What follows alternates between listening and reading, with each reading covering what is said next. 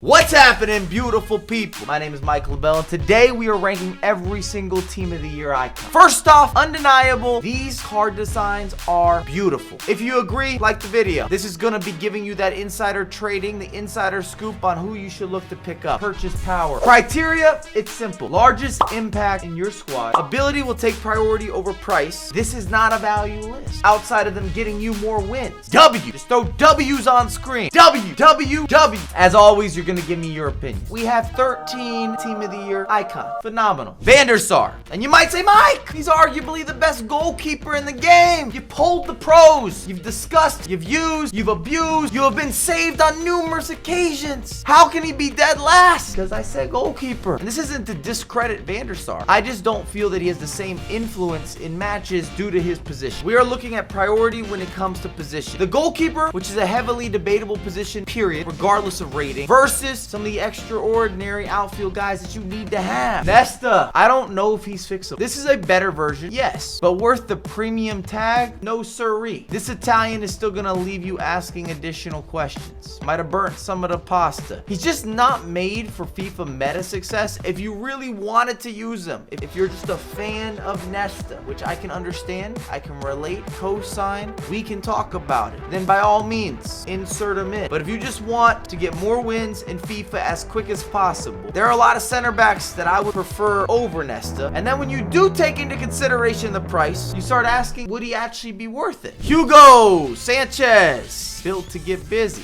And I actually feel with these items, they remind me of when we were first introduced to Legends, the prequel to then what became Icons, and the upgrades from that period moving forward. I say that to say this: if you played with those initial Legends, regardless of their ratings, some sort of performance output that was authentically better than players that were not in that same caliber of promo. I used to call it the Legend Boost because it was real, or it is real, and these players have a similar feel. With Hugo Sanchez, you're going to receive a responsive, energetic, noticeable upgrade, even though the stats really aren't crazy if you're comparing to his previous items. Ashley Cole, definitely a fan of him in real life. It's a slightly improved iteration that still shares in so many similarities and general feel, flow, rhythm, what you're receiving, the display on the virtual pitch. Makélélé, this Frenchman will put on a defensive masterclass. He's an upgraded content. But I start to question internally, how long can I have a midfielder on the pitch that does not have the ability to score goals or have those skill moves? The offensive characteristics and traits, they're not matching up. And you have to be critical. If you are in that elite or rank 1, that's what you're looking to compete within. You want to be a pro FIFA player. You want to get into esports. It gets controversial to not have a midfielder that can score goals because your opposition can recognize and will recognize that this player is a shift off. You could sit deeper. It allows you to defend differently because you don't have to respect the long shooting, the finesse shot, the box work, the expression. It reminds me of the Rajon Rondo approach, where he wasn't shooting that well in basketball, so everybody started playing a lot deeper. And it really hindered his game. It didn't make him not usable. It didn't mean he didn't have impact, but that one-dimensional aspect, or losing a major dynamic factor, limited and took away from the output, or what it could have been, what it should have been. So that is my only concern or disclaimer with Makélélé. Pirlo, the man with the best flow, period. And this is a major upgrade. Firstly, I'd like to reiterate that Pirlo has 5-star skills, but now his pace, massive boost. And maybe even just as important, he went from 84 stamina on his previous prime item to 94 stamina. And if you're gonna use a center mid, even a floating midfielder, some sort of box-to-box and attacking mid, they need to have high stamina. They're going to have to run all game long. Even if you're bringing on subs, you want to maximize the player. You don't want to be forced into having to make changes because he's not moving the same way. He's limited. You will notice the exchange rate improve, which has not been said often as we potentially head into a recession. Not to bring any negative vibes. Zanetti. And this might be a hot take, but I have never truly been a believer or a supporter of Zanetti, specifically in FIFA. Just want to clarify. I know, I see the stats, I see the upgrades, I see the numbers. I can read off the same page you're reading. He still always felt relatively weak, to a certain degree offensively limited, with being able to attack as a fullback in terms of not necessarily providing, but some of the stick work, the left dribble, the skill moves. I need a little bit more. Can he pass? Indeed. Is he able to defend? For sure. But can he get bumped off of 50-50? Absolutely. And I need to feel like my players will go to war for me. Zanetti, I always leave a bit of a question mark. Pires! Maybe back-to-back hot takes, because he has been so far out of rotation in any FIFA installment. Now he's active. 5-star skill move. That's massive.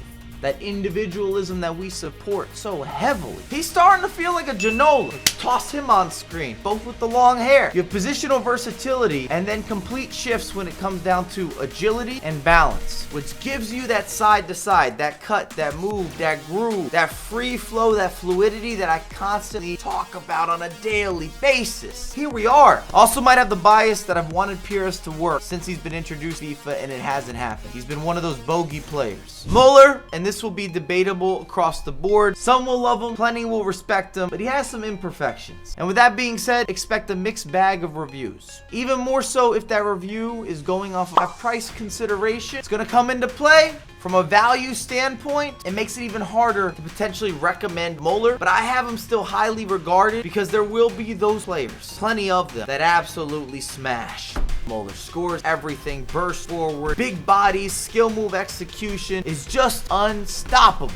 That's real. If you have not witnessed that yet, just wait. It will happen to you. Vidić, perhaps the largest stock increase. And I considered Vidić to not only be a physical presence, but until this upgrade or this additional focal point, highlights, eyes on Vidić, I thought he was an icon gem. I had him in that category. Someone that always performed for me, but was often overlooked, went under the radar. Not now. He's a club bouncer, aficionado. He might own the club as well. He's been on the extracurriculars, eating tons of protein, and it shows. If you want to change the way that your defense plays, you need some new leadership. Vidić will be that guy. If you put him next to another big body center back that can sprint, no one is getting through them. Forget about through balls or conceding set pieces. You love to see it. Woo! David Beckham. Wow, wow, wow. The ultimate swing vote. Game shifting, stat maneuvering for Beckham. This is him. If you think about it, we're in the clouds. This is a dream version of Beckham. We've done some sort of collaborative effort with a Mr. Potato Head or a Frankenstein approach where we've got all the best attributes in one packaged ordeal. We've always complained or had concerns or were forced to use Beckham in a unique way because he didn't have the pace. That's no longer a question. This Beckham right here, he's got the motor to go with every other precise moment that you want to capitalize on. Ronaldinho, and this was difficult. In fact, I would not be mad if you swapped first and second. Ultimate player in football influence. I have nothing but positives to share and superlatives to insert when it comes down to Ronaldinho. He's special, unique, flavorful, happy, easygoing, fun-loving, and in FIFA, he has his own animation package. But that was still not enough, in my opinion, to overcome our number one, Ruud Gullit. You've taken the endgame boss and provided additional assets. You've upgraded the best midfielder that didn't need upgrading. And he's one of those players that has such utility that you could play him as a center back and he'd be the best center back. Center mid, a holding mid. You could probably get away with an attacking mid, a center forward, a false nine, a striker. You might have some questions if you're galloping down the wings, just in terms of utilization. Even if you ran him as a fullback, I believe he would challenge any of the current iterations, additions, renditions, the best players in those positions. Those are the Team of the Year icons. Let me know your thoughts in the comments down below. And as always, I have a lot more content coming out ASAP.